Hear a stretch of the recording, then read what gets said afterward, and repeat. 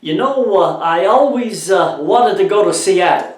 I always wanted to go to one of those big football games down there. The only thing is, whenever all of the Canadians poured down from Vancouver into Seattle, they would jack the prices up to such an outrageous amount that I just declined going. One more thing so I don't forget. There were so many interesting things to see in Seattle that I had to make 2 travelogues instead of just the one I had originally planned. The other travelogue focuses on 2 big corporations that have really come into our lives. One is called Microsoft and one is called Starbucks. And they're both headquartered in Seattle. So I've put those on the other videos, and the other video also has a little quiz to test out your smarts. But this video here deals with the many interesting things in Seattle that you would maybe be interested in as a tourist or a visitor. Okay, let's take a look at Seattle. Seattle is south of Vancouver and Victoria and the Canadian border. You can see it there on the map. We drove there in our motorhome. On the map, we moved along Interstate 90 from right to left, going westward. Just follow the black line. Just after the arrow, we turned left. A right-hand turn would have put us along the waterfront right downtown, where it was congested and parking difficult. By swinging left and around on Spokane Street and Harbor Avenue, we found an easy parking place. It was a nice place to walk and bike before downtown. We had a nice view of the downtown skyscraper area in the distance. It was a relaxing, pleasant kind of an area to be in. There was a regular speedy ferry service every half hour or so. The ferry took us right into the downtown area. At the end of each day, we hopped back on the ferry that took us back across the bay to our motorhome. We were parked alongside of a very nice hiking, biking, walking trail, and we took advantage of it with our bicycles for some hours each day. We were there at a time of year when flowers were in full bloom. I don't know the name of these flowers, but they were very nice indeed. And a little further along the walkway, just around the corner, there was a nice little beach. First thing we saw on our ferry ride was the big ferry wheel. It is one of the only very few that is built out over the water. We enjoyed our ride on this modern computerized straddle beam, all elevated German-built monorail. It is city-owned but operated under contract by a private contractor. It moves 2 million people per year, and some sections of the rails have to be de-iced and salted in the winter. We saw only female drivers, but I'm guessing both men and women operate the train. The drivers sit there and look at a computer screen as they check out the driving as they go down the track. You can't go to Seattle and not go up the Space Needle. It was the tallest structure in the western U.S. when it was built for Seattle's 1962 World's Fair. It was partially privately financed and has 25 lightning rods for protection. The ride up is kind of breathtaking, and it takes 41 seconds at 16 kilometers per hour. Here are some views from the top. Before we went up to the top, I was kind of worried about an earthquake happening when we were up there. But once you get to the place itself, you don't even think of an earthquake because you're so taken up by the size of the structure and the views from up on top.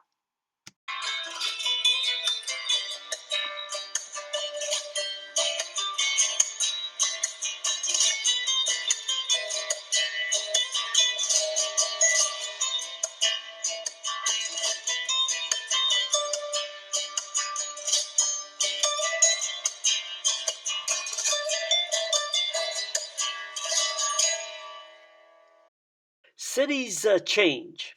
In this old photograph, you can see the pointed classic and historic Seattle Hotel that was bulldozed down in 1961. It was replaced by this parking garage, causing a demand to preserve historic places in the downtown. Streets run under the elevated monorail. Both kayak and bike rentals were readily available downtown. No excuse not to rent a bike. You could even rent bike helmets and return them. Efficient little rental cars like these were also readily available. And these huge buses moved people around efficiently. Another tourist attraction is the historic Pike Place Market, which was started in 1907 and remains in the same downtown waterfront location. It suffered a great decline in 1942 when half of its producers, who were of Japanese descent, were removed and interned in refugee camps based on the great fear that gripped the country in the Second World War. The market is huge and the variety is great. Both the local and international street musicians were at the market every day. Downtown Pioneer Square has been revitalized to reflect Seattle's history since pioneer times.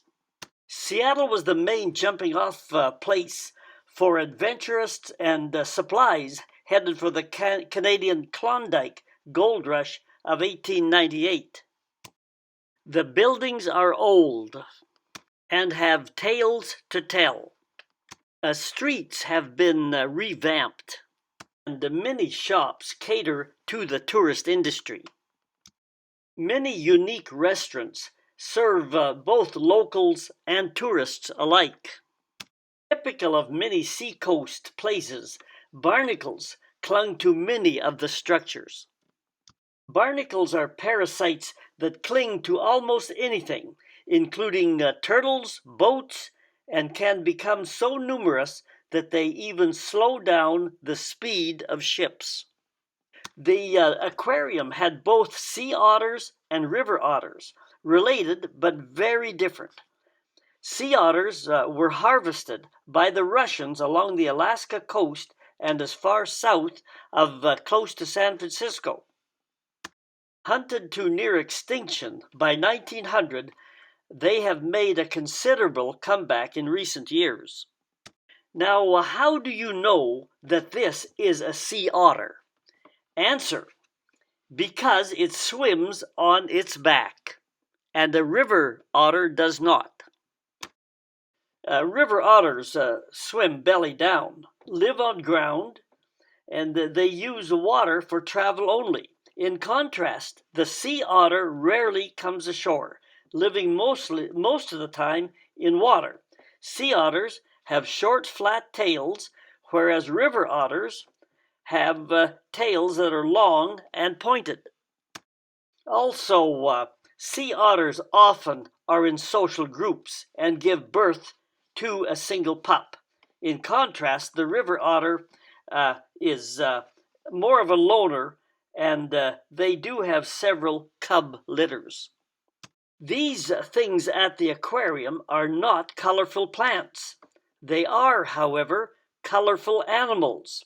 Yes, animals and they're called sea anemones. They are predatory animals who use stinging cells and tentacles to capture passing prey. They can change shapes as they creep and glide along the floors of both deep and shallow coastal waters. They've been around a long time. Their ancestors have been found in fossil beds, and currently they are they're diverse across the world, mostly in warm waters, but some have adapted to colder water. However, their numbers have greatly diminished by collectors who have captured them and put them on display in sea aquariums like this very one, for tourists like me to enjoy. For me, that seems to take a little color out of the color.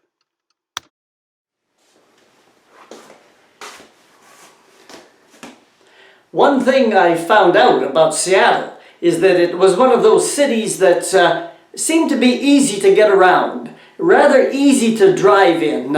Maybe we were just lucky, but some cities are like that, especially cities that are maybe have been initially organized by the Mormons.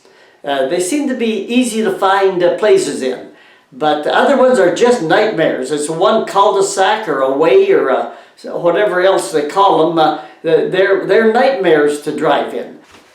There was just too many things to see in Seattle, so I had to make 2 travelogues on Seattle. And the other one is about 2 of really influential corporations that have been in our world. One is called Microsoft, and the other one is called Starbucks.